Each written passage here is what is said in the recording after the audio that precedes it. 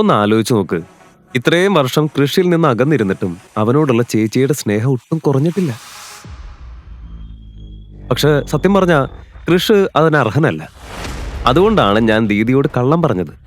കൃഷ് സിംഗപ്പൂരിലല്ല, ജയിലിലാണെന്ന കാര്യം ഞാൻ അവളിൽ നിന്ന് മറച്ചു വെച്ചു. പിന്നെ ആ സിംഗപ്പൂർ കമ്പനിയോ, അത് ഞാൻ മനഃപൂർവ്വം നഷ്ടത്തിലാക്കി. കാരണം ഇയാൾ അവിടെ ഉണ്ടായിരുന്നാലും കമ്പനിക്ക് വേണ്ടി ഒന്നും ചെയ്യാൻ കഴിയില്ലെന്ന് എനിക്ക് അറിയാമായിരുന്നു. ഇയാളെപ്പോലെ ഒരു വിലയില്ലാത്ത ആളിന് നമ്മുടെ കമ്പനിയുടെ 1% ഷെയർ പോലും കിട്ടാൻ ഞാൻ ആഗ്രഹിക്കുന്നില്ല. കൊള്ളാം, നല്ല പ്ലാനാ. അപ്പൊ പാവം ജീജു കൃഷ് പൂർണ്ണമായി കുടുങ്ങിയല്ലോ. പാവോ? ഇയാളോ? ഇയാൾക്ക് കിട്ടേണ്ടതിലും അധികം കിട്ടിയിട്ടുണ്ട്. ഞാൻ ചെയ്തതെല്ലാം നമ്മുടെ കുടുംബത്തിന്റെ നന്മയ്ക്ക് വേണ്ടിയാ. പിന്നെ അനുഷ്കയ്ക്ക് വേണ്ടി എനിക്ക് എന്തും ചെയ്യാൻ കഴിയും. എനിക്കും കുറച്ച് കാര്യങ്ങൾ അറിയണം അനുഷ്ക. കഴിഞ്ഞ 3 വർഷമായി ഞാൻ സിംഗപ്പൂരിലല്ല, ജയിലിലായിരുന്നു എന്ന കാര്യം നിനക്ക് ശരിക്കും അറിയില്ലായിരുന്നോ? ജയിലിലായിരുന്നോ?